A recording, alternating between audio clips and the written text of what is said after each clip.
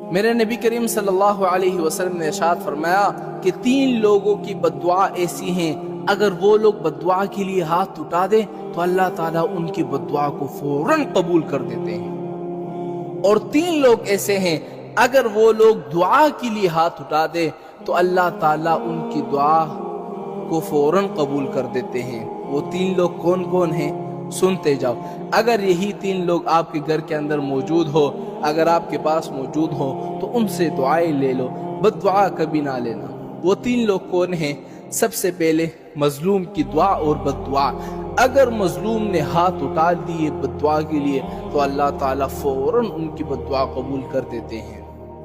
اگر دعا کے لیے ہاتھ اٹھا دیے تو اللہ تعالیٰ ان کی دعائیں فوراً قبول کر دیتا ہے۔ دوسرا، مسافر کی دعا اور بد دعا۔ جو بندہ سفر میں ہو، مسافر ہو، تو اللہ تعالیٰ اس کی بھی دعا اور بد دعا کو فوراً قبول کر دیتا ہے۔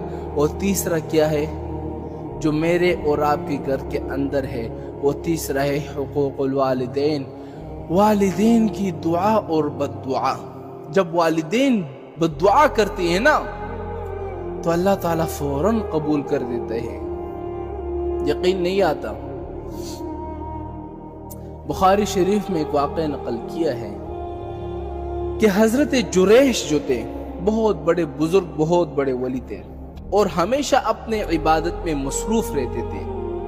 اچھا، اس نے ماں کو ڈانٹا نہیں تھا، ماں سے بدتمیزی نہیں کی تھی، ماں کو تپڑ نہیں مارا تھا۔ اس نے پتہ ہے غلطی کیا کی تھی؟ سنتے جاؤ۔ حضرت جریش ایک دفعہ نماز پڑھنے میں مصروف تھے، نماز پڑھ رہے تھے، تو والدہ نے آواز لگایا کہ جریش، تو چونکہ وہ نماز پڑھ رہے تھے تو انہوں نے نماز نہیں توڑی، وہ آواز لگاتی گئی جریش جریش۔ جب اس بزرگ نے، جریش نے نماز کو ختم کر لیا، سلام کے بعد فوراً اپنی والدہ کے پاس چلی گئی، تو والدہ نے کہا کہ جب میں تمہیں اتنی دیر سے بلا رہی تھی کیوں نہیں آئے؟ اس نے کہا کہ اماں جان، میں نماز پڑھنے میں مصروف تھا۔ ماں کو غصہ آیا تو اس نے اسی وقت اس کو بددعا دے دی۔ بددعا کیا دی؟ اے اللہ، اس کو اس وقت تک موت نہ دینا جب تک یہ کنجریوں کو منہ نہ دے۔ اللہ اکبر۔ بس ماں کی بددعا تھی جو کہ لگنی تھی، کیونکہ حدیث میں بھی ہی آیا ہے۔ اور ایک شخص میرے نبی کے پاس آیا اور کہا کہ سب سے بڑے گناہ کون سے ہیں؟ آپ نے فرمایا سب سے پہلے یہ ہے کہ شہادت الظہور، جھوٹی گواہی دینا۔ دوسرا کیا ہے کہ الاشراک باللہ، اللہ کے ساتھ شریک ٹھہرانا۔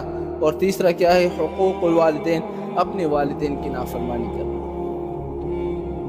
تو حضرت جریش ایک دفعہ اپنے عبادت خانے میں، آج بھی موجود ہے عبادت خانے جو ہے نا، خانقاہیں بنے ہوئے ہیں، ان کے اندر جو ہے وہ اپنی عبادت میں لگے ہوئے تھے۔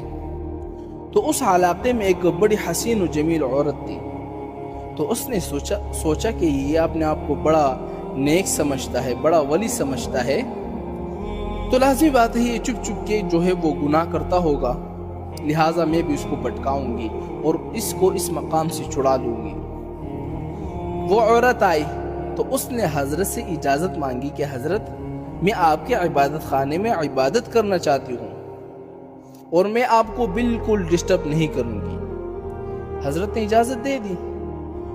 تو اس عورت نے ہر ممکن ہیلا بہانہ تلاش کیا، لیکن حضرت نے نظریں اٹھا کر بھی نہیں دیکھا۔ وہ غصے میں آ گئی عورت، اور اس نے جا کر ایک چرواہے سے اپنا تعلق جوڑا، اور اس کے بعد وہ حاملہ ہو گئی۔